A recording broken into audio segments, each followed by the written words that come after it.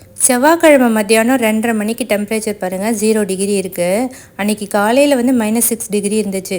So குழந்தைய ஸ்கூல்லேருந்து கூட்டிகிட்டு வரதுக்காக வெளியில் போய் பார்த்தா சூரிய ஒளி பாருங்கள் எப்படி பளிச்சுன்னு அடிச்சிட்ருக்கு. சரியான வெயில் இருக்கிற மாதிரி தான் தெரியும்.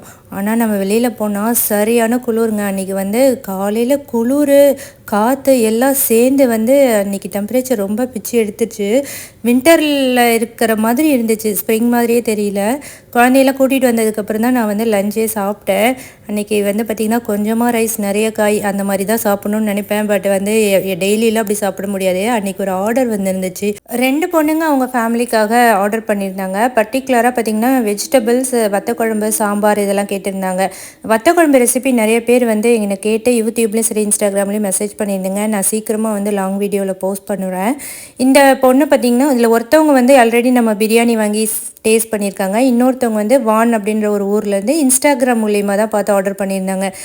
ஸோ வான்ற ஊர்லேருந்து மிஸ்ஸிசாகா வரதுக்கு ஒரு 30-35 மினிட்ஸாவது ஆகும். பட் நம்மளோட ஃபுட்டுக்காக அவ்வளோ தூரத்துலேருந்து வராங்களேன்னு நினைக்கும் போது எனக்கு ரொம்பவே ஹாப்பியாக இருந்துச்சு. ரிவ்யூவுமே ஷேர் பண்ணியிருந்தாங்க.